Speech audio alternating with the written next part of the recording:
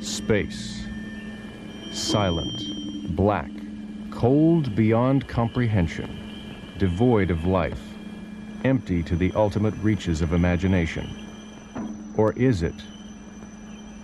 No, space is full of audio vibrations, sounds.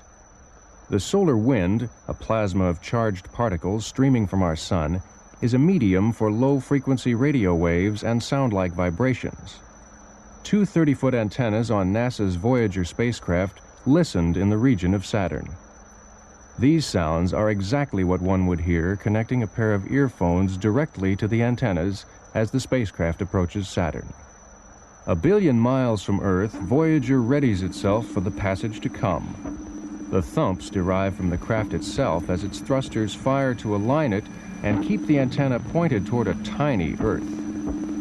This sound comes from the mechanical movements in one of the other scientific instruments, a device used to detect charged particles. A violent shock-like disturbance develops where the solar wind impacts Saturn's magnetic field. 1 million miles from Saturn, Voyager approaches this bow shock, flying into the thick of a series of chirps, evidence of electrons boiling off the bow shock itself. Heavier ions from the same source make a sound like tearing paper.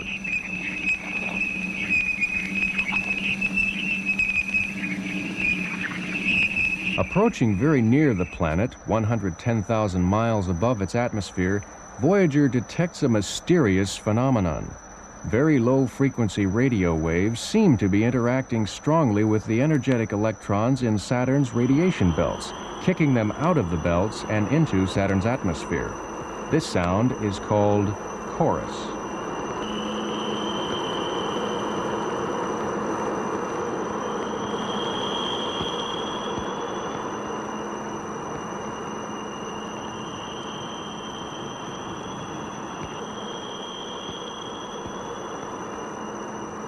Now, skimming just 70,000 miles above Saturn's clouds, Voyager slips between the planet and its rings.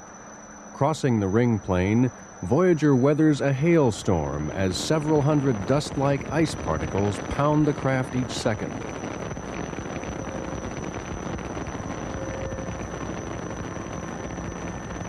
With information from Voyager's instruments, TRW's Dr. Frederick Scarf has tied a computer to a music synthesizer. He here presents a compressed and synthesized segment covering the 10 minutes centered about the ring plane crossing. In this experiment, 16 audio filters each transmit the intensity recorded at 16 different levels of pitch. The computer then replays this recording with 16 appropriate notes on an electronic harmonica. Now, crossing Saturn's rings.